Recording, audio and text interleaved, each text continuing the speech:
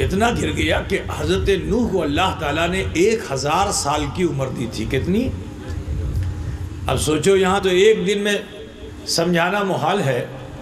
حضرت نوح علیہ السلام نے اپنی قوم کو 1000 سال سمجھایا. 1000 سال میں بھی وہ سمجھے نہیں. تو نبی نے فرمایا دیکھو اب تم لوگ تنور پتہ نہیں جانتے ہو کہ نہیں جانتے ہو. دلی بمبئی جاتے ہو نا تو ہوٹل میں موٹی موٹی روٹی ملتی ہے, اس کو کیا بولتے ہیں؟ تب سمجھ گئے نا تندور. ادھر بھی ملتا ہے. تو تندور دیکھا ہے کہ نہیں دیکھا تم نے؟ دیکھا ہے نا. اب بتاؤ تندور سے پانی نکلے گا؟ وہاں تو آگ ہوتی ہے نا, جہاں آگ ہوگی وہاں پانی ہوگا. جکھنے آگن ہوگے شکنے پانی ہوگے نا. لیکن نبی نے کیا فرمایا کہ دیکھو یہیں سے پانی نکلے گا. تو قوم تو گمراہ ہو چکی تھی. کہا ہوگے نا کہ نہ ہوگے اٹا ہوگے نا. ماننے کو تیار نہیں.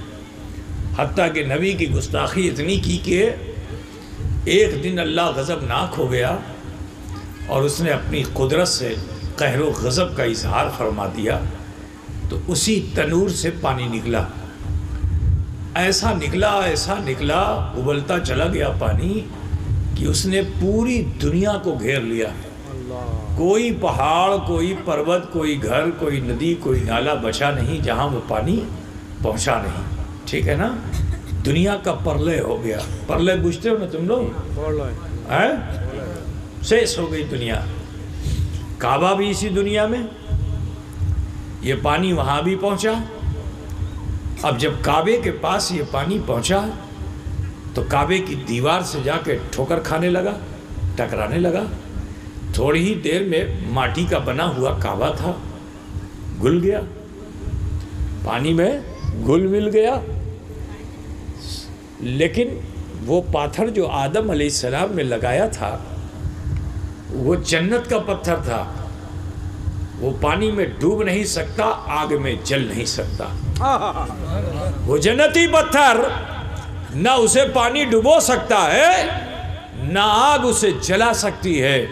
عزیزو, تو اب پانی کے ہچکولوں سے وہ جو طغیانی تھی اس کے ہچکولوں کے اثر سے کبھی وہ اوپر جاتا تھا, کبھی نیچے آتا تھا, کبھی اوپر جاتا تھا, کبھی نیچے آتا تھا. تو اسی کعبے کے قریب میں ایک پہاڑ ہے جس پہاڑ کا نام ہے جبل ابی قبیس. کیا نام ہے؟ یاد رکھو گے؟ حاجی صاحب جائیں گے تو وہ ضرور دیکھیں گے. اب تو بس ایک ٹکڑا رہ گیا, اس کے اوپر بادشاہ کے رہنے کی جگہ بنی ہوئی ہے بس. اس کے علاوہ تو سب کاٹ کر کے ختم کر دیا ہے. جبل ابی قبیس اس کو کہتے ہیں. اس پہاڑ نے جب دیکھا کہ یہ میرا ہم جنس ہے, مجھے لوگوں نے عزت نہیں دی لیکن میرے ہم جنس پتھر کو تو عزت دی ہے, تو لہٰذا اس کو میں اپنے سماج سے جانے نہیں دوں گا. اس کو بھالو باسا ہو گئی. او بچے بیٹھ جا بیٹا, بیٹھ جا. اس کو اس پتھر سے بھالو باسا ہو گئی. کہا میں اس پتھر کو جانے نہیں دوں گا. جیسے ہی طوفان کے اثر سے ہچکولوں میں اوپر گیا یہ پتھر, اب جو نیچے کی طرف آیا تو پہاڑ نے اپنے سینے کو کھول دیا. اب جو سینے کو کھولا تو پتھر سینے میں گیا, پہاڑ نے سینہ بند کر لیا. اب جو سینہ بند ہو گیا تو سینے میں پتھر آ گیا. طوفان نوح پوری آب و تاب کے ساتھ اب جبل ابی قبیس سے ٹکرانے لگا. آواز آنے لگی کہ اے پہاڑ پتھر ہمیں دے دے. پہاڑ نے کہا نا ایٹا ہوگے نا, ہمیں انر سنگے بھالو باسا کرچی, ان کو میں نے اپنے سینے میں رکھ لیا ہے, اب کچھ بھی ہو جائے میں انہیں اپنے سینے سے نکلنے نہیں دوں گا. پہاڑ نے کہا سن, اگر تو ایسا نہیں کرے گا تو سن تیری ہریالی سیز کر دوں گا, تیرے لباس کو تار تار کر دوں گا, تجھے موت کے گھاٹ اتار دوں گا. عاشق پہاڑ نے کہا کہ کچھ بھی ہو جائے, میرا لباس تار تار ہو جائے, میں مر جاؤں, لیکن یہ منظور نہیں ہے کہ جس کو میں نے بھالو باسا کے ساتھ اپنے سینے میں جگہ دی ہے وہ میرے سینے سے نکل جائے. سونامی کا نام سنا ہے کہ نہیں سنا تم نے؟ سنا نا, ابھی کچھ سالوں پہلے سونامی آئی تھی جس میں جاپان, انڈونیشیا, ملیشیا, ہندوستان کے بھی بہت سے علاقے جو ہیں سونامی کی زد میں آ گئے تھے, ہے نا, سنا ہے نا. اور یہ سونامی ایسی کہ انڈومان نکوبار میں جا کے دیکھو تو اس سونامی کی لہروں نے پہاڑ کو ٹیڑھا کر دیا. پہاڑ نیچے، کیونکہ اس کی لہر سے اوپر سے نہیں، نیچے سے بھی تھی، نیچے سے بھی اس نے پہاڑ کے نچلے حصے کو کھود دیا اور وہ ایسے ایک طرف جھک گیا پہاڑ. آج وہاں پیمائش ہو رہی ہے، جہاں پانی تھا وہاں زمین ہو گئی اور جہاں زمین تھی وہاں پانی ہو گیا. انڈومان نکوبار میں آج بھی سونامی تو بہت چھوٹی سی چیز ہے، وہ تو طوفان نوح تھا، اللہ کا عذاب تھا. ہونا تو یہ چاہیے تھا کہ وہ پہاڑ اکھڑ جاتا، لیکن سنو وہ بھی اپنی جگہ پر استقامت کے ساتھ کھڑا رہا. طوفان نوح آیا اور آ کے چلا گیا. ہاں لباس ضرور تار تار ہو گیا، ہاں اس کی حیات تو ختم ہو گئی، گرینائٹ بن گیا وہ پہاڑ، لیکن طوفان نوح اس کا کچھ بگاڑ نہ سکا. میرے عزیز، اسی کے دامن میں دو چھوٹی چھوٹی پہاڑیاں ہیں جن کا نام صفا اور مروہ ہے. قدر نہ بوجھتے چھنا، تو انہوں نے اس جبل ابی قبیس کے دامن کو تھام رکھا تھا.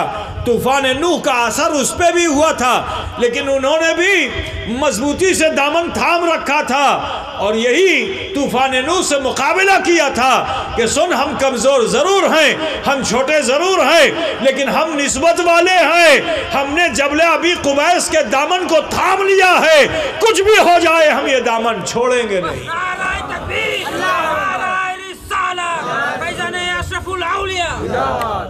تو جانتے ہو 3,500 سال کا عرصہ گزر گیا، اس علاقے میں نہ کوئی پتا اگتا، نہ سبزہ اگتا، نہ کھیتی ہوتی، نہ باڑی ہوتی، صرف ریتا ہی ریتا اور پہاڑ، سکھنو پہاڑ، پانی نہیں، پرندہ بھی اس پہاڑ پہ بیٹھتا نہیں تھا. جو شیر، چیتے اور سانپ جیسے موذی جانور بھی اس علاقے میں ٹھہرتے نہیں تھے. اس علاقے کو سب نے چھوڑ رکھا تھا. 3,500 سال تک اسی حالت میں وہ علاقہ رہا.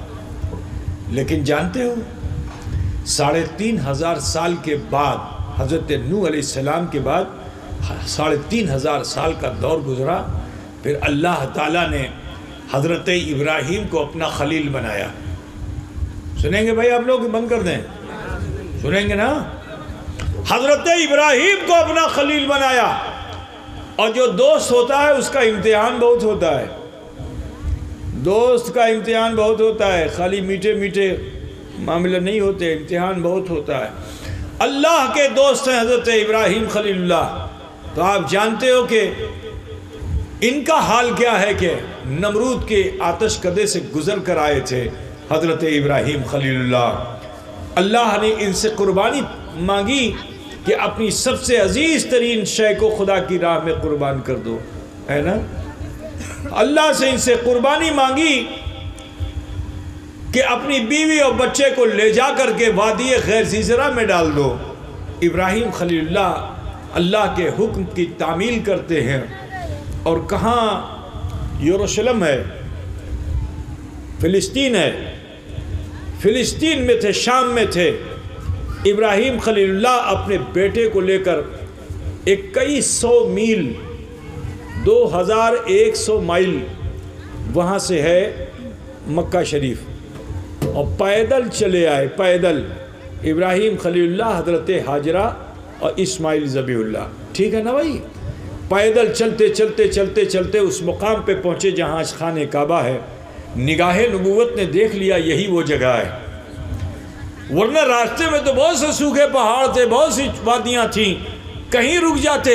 مگر ابراہیم خلیل اللہ نے 2100 میل کا سفر کیا اور اس مقام پہ آئے جہاں کعبہ شریف ہے. فرمایا میں دیکھ رہا ہوں یہی وہ جگہ ہے جہاں تمہارے ٹھہرنے کی جگہ ہے. اے حاجرہ میں یہاں سے رخصت ہوتا ہوں.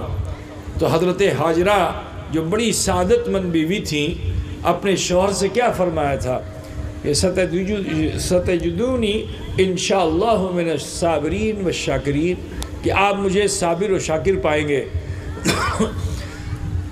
حضرت ابراہیم خلیل اللہ واپس چلے جاتے ہیں ماں کے پاس. ان کا بیٹا ہے اسماعیل، پیاس کی شدت سے ہونٹ خشک ہو چکے ہیں. سانس لینا بھی مشکل ہو رہا ہے. ماں بڑی بے چین ہے. مامتا کی حالت میں مامتا ان کی بے چین انہیں کیے ہوئے ہے کہ کہیں سے پانی مل جاتا تو میں اپنے بچے کے ہونٹ تر کر دیتی.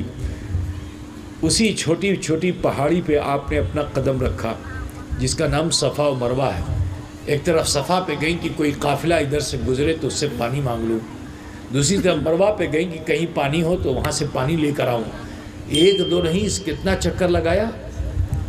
7 چکر لگایا ہے نا تاریخ میں. سنو, میں یہاں جو بات بتانا چاہتا ہوں اسے سنو. بولو نبی کا مقام ولی سے بلند ہے کہ نہیں؟ جب نبی موجود تھے تو پھر ولی کو اللہ نے آگے کیوں بڑھا دیا؟ وہ بھی ایسا ویسا نبی نہیں, خلیل نبی. ابراہیم خلیل اللہ جب اس چوراہے تک آ گئے تھے اور اللہ کو ان پہاڑیوں کا ایثار پسند آ گیا تھا, نسبت سے اسے نشانی بنانا تھا, تو جب ابراہیم یہاں تک آ گئے تھے تو اللہ کو چاہیے تھا کہ ابراہیم کے دل میں الہام فرماتا کہ اے ابراہیم 2 قدم اور چلو اور صفا پہ اپنا قدم رکھ دو, مروہ پہ اپنا قدم رکھ دو, تاکہ تمہارے قدم کی نسبت کے اثر سے میں اسے اپنی نشانی بنا دوں. لیکن اللہ نے حضرت ابراہیم کو وہاں پہنچا کر بھی صفا و مروہ پہ جانے نہیں دیا, اس لیے تاکہ زمانے کو پتہ یہ چلے کہ نبی کی موجودگی میں بھی ولی کا مقام رب کی نظروں میں ہوتا ہے.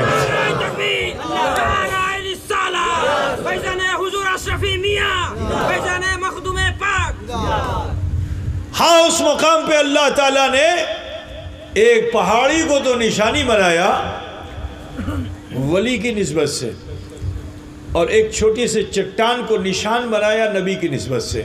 تو وہاں نشان بھی ہے اور نشانی بھی ہے.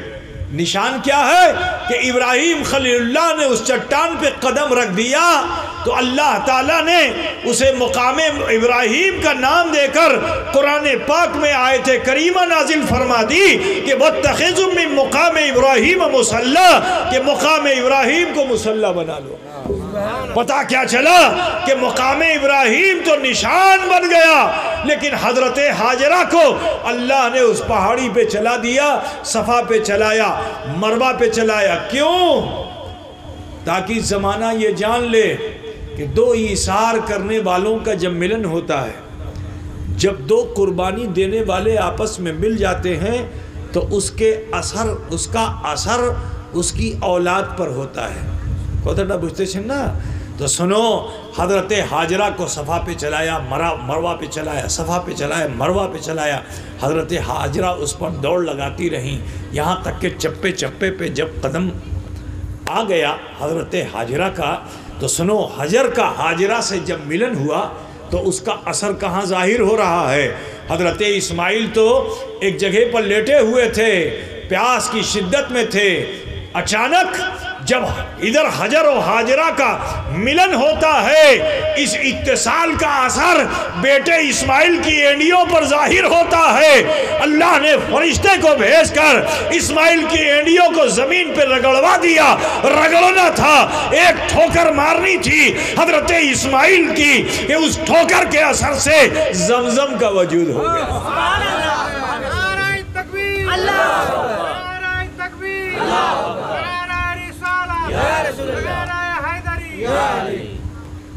زمزم کا وجود ہو گیا. اچھا بولو, پانی کو کوئی روک پائے گا؟ اور بھی بالو سے کوئی روک پائے گا؟ بڑے بڑے باندھ تو باندھ کر کے پانی روکا جا سکتا ہے, لیکن بالو سے کوئی روک پائے گا؟ تو بالو سے روکنے کی کھموتا صرف ایک اللہ کے ولی میں ہے نا. جب آپ کے قدموں سے وہ چشمہ بہنے لگا, حضرت حاجرہ لوٹ کر آتی ہیں, بولو پانی سے کوئی بولے گا؟ بڑھ جا, گھٹ جا, رک جا, بولے گا؟ لیکن اللہ والے وہ ہیں کہ بے زبانوں سے بھی بولتے ہیں تو اللہ انہیں بھی زبان عطا فرما دیتا ہے. بے زبانوں سے بھی بولتے ہیں تو وہ بے زبان بھی ولیوں کی اطاعت کرنے لگتے ہیں. حضرت حاجرہ جو آئیں تو ریتا لیا, بالو لیا. بالو سے پانی نہیں رکتا ہے, لیکن ولیہ نے اس بالو سے گھیرا لگایا. وہ کہتے ہیں زم زم. کیا کہا؟ زم زم کا معنی جانتے ہو؟ تم لوگ سمجھتے ہو کہ مدینے مکے کا پانی اسی کو زمزم زمزم کا مطلب ٹھہر ٹھہر، کیا؟ رک رک، اسٹاپ اسٹاپ، ٹھیک سمجھ گئے؟ اب تو سمجھ گئے نا؟ اور بھی تمہارے بنگلہ بھاشا میں کیا کہتے ہیں؟ تھمے جاؤ ہے نا؟ تو ایسا تھما کہ قیامت تک کے لیے تھم گیا۔ اب چاہے لاکھوں لاکھ حاجی جائیں وہاں، پیے بھی نہائیں بھی، اور پھر جب واپس آئیں تو لے کے آئیں بھی، ہے نا بھائی؟ قیامت تک کے لیے۔ آج 1 سینٹی میٹر بھی پانی کم نہیں ہوا۔ تم اپنے کنویں میں موٹر لگا دو، 2 گھنٹے میں سوکھ جائے گا، ہے نا؟ لیکن وہاں اتنا تیز موٹر لگا ہوا ہے کہ میں نے دیکھا ہے، وہ پائپ لائن گئی ہوئی مکے کے باہر ایک جگہ ہے جہاں بڑے بڑے ٹینکر بھرے جاتے ہیں، جو ٹینکر مدینہ جاتے ہیں، وہ وہاں پہ جو ہے جیسے ہوتا ہے نا یہاں پہ پانی بھرنے کے لیے شہر کے اندر ہوتا ہے نا ٹینکر، اسی طرح سے وہاں وہ جگہ بنی ہوئی ہے۔ وہاں سینکڑوں کی تعداد میں ٹینکر لگے رہتے ہیں، ایک ٹینکر خالی ہوا دوسرا اس میں لگ گیا، اب وہ سب لے کر کے جاتے ہیں مدینہ شریف میں، مسجد نبوی میں اس کو رکھتے ہیں، وہ حجاج کرام پیتے ہیں۔ منی میں، عرفات میں، مزدلفہ میں، ہر جگہ پانی کا زمزم کا اہتمام ہوتا ہے۔ برادران ملت اسلامیہ، تو رب فرماتا ہے ان الصفا والمروۃ من شعائر اللہ، کہ بے شک صفا و مروہ اللہ ہی کی نشانیاں ہیں۔ برادران ملت اسلامیہ، تو جب اللہ تعالیٰ قربانی دینے والے پتھر پر اتنا کرم فرما سکتا ہے، تو اگر انسان قربانی دے گا تو اللہ اس پر کتنا احسان فرمائے گا۔ اللہ اس